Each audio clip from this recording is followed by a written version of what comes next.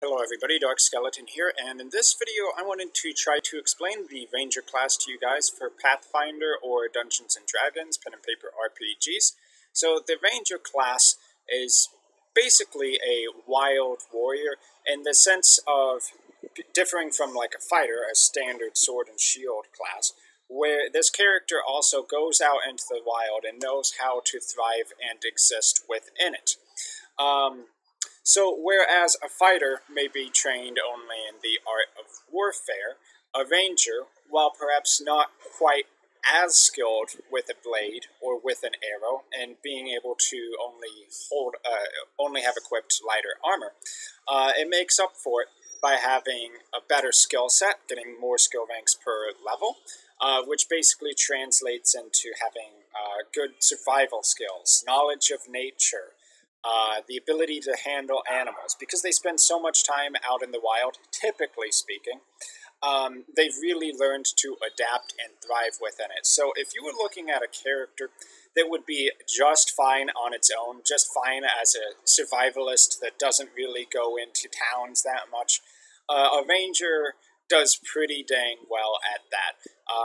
Perhaps only being overshadowed by the druid, which the druid is more of a spellcaster, although very heavy in nature. The ranger focuses more on their martial combat skills. So, within the context of Pathfinder and Dungeons & Dragons, rangers typically do eventually get some minor magic spells per day. You can see that they don't start with them.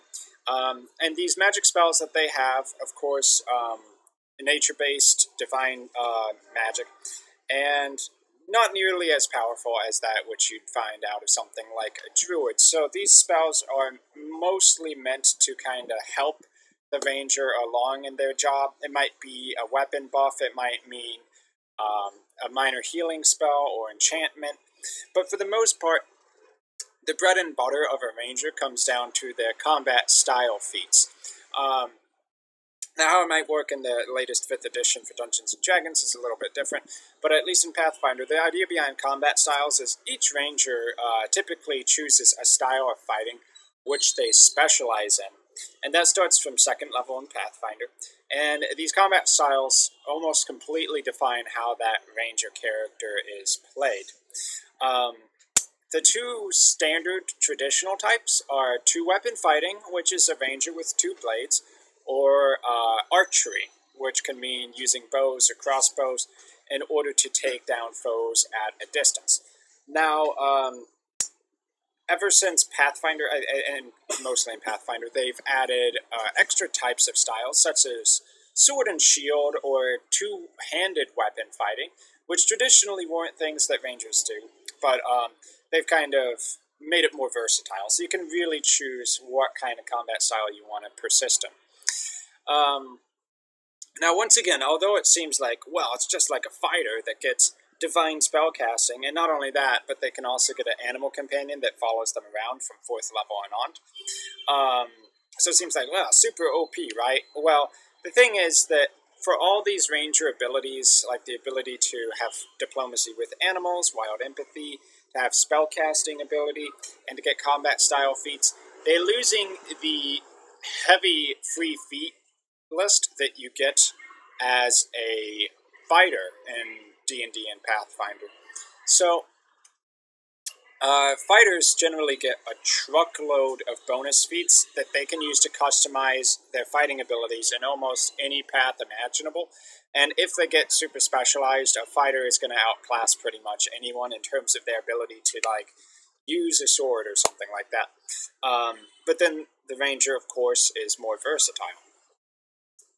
And as you get later on in being a ranger, you get things like favored terrain and woodland stride, which gives you extra bonuses when you're within the wilds that your character is used to. Because rangers, once again, they usually go out into the wilds, they spend a lot of time there, they've learned it, they know how to exist within it, and they know how to hunt there.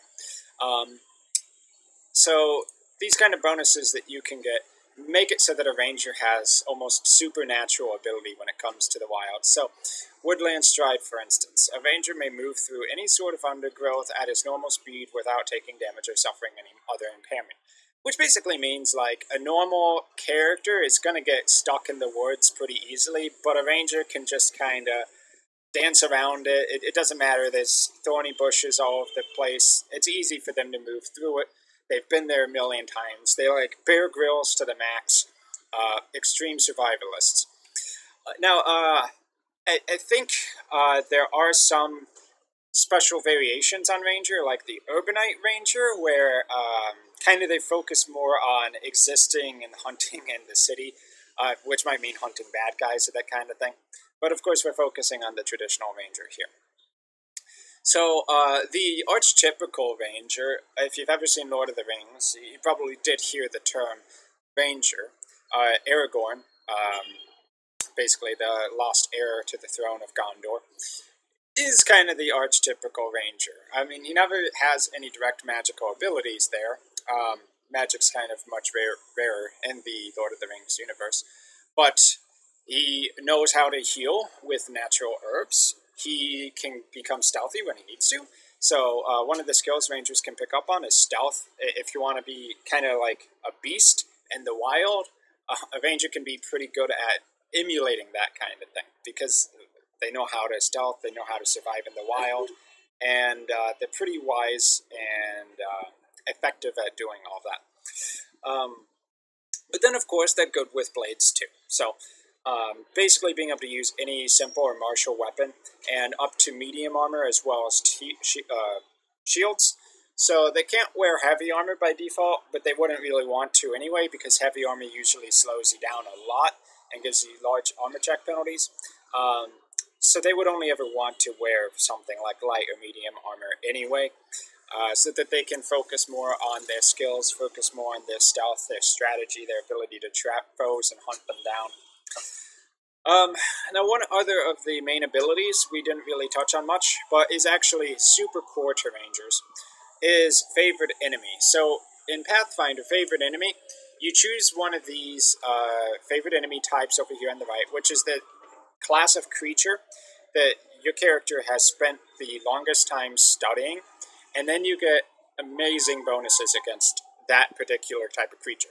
Now, it doesn't necessarily mean that you always have to be killing them, because the Pathfinder bonus, +2 on bluff, knowledge, perception, sense motive, and survival checks against that type of creature make knowledge skill checks untrained when trying to identify those creatures.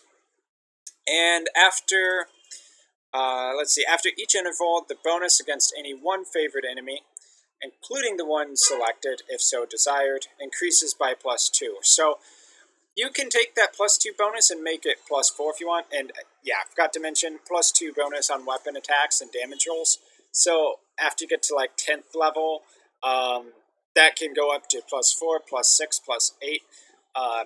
Crazy bonuses against one particular type of enemy. So a ranger that is in his environment, hunting his favorite foe, is going to absolutely obliterate whatever that is. I mean, assuming you're going on the warpath, which is just really sick. And of course, Rangers are the best trackers, get half their level to survival skill checks made to follow tracks. But let's not get too much into the details. Just Rangers are warriors that excel in the wild in their environments of choice. They're different from a fighter in that a fighter is usually going to be more of a classically trained swordsman, someone who might be in a military academy, and focus more purely on the art of war, where Rangers go and embody the nature aspect. Now, that doesn't necessarily mean that a Ranger is like a barbarian or something like that, where the only thing they know is the wild and they can't persist within civilization, but just that most Rangers have a lot of experience out in the wild. So if that sounds like the kind of thing you like playing a character that uses a bow or sword or some combination of weaponry, but in combination with abilities that really help them out when they're in the wild, and is great at being an independent survivalist, or perhaps a tracker for their team of adventurers, then the Ranger can be a pretty sick and quite versatile class in Pathfinder and Dungeons and Dragons. So, I've been Dark Skeleton. I hope you found this introduction to the Ranger class to be insightful, helpful, and entertaining, and I will see you guys in my future video content.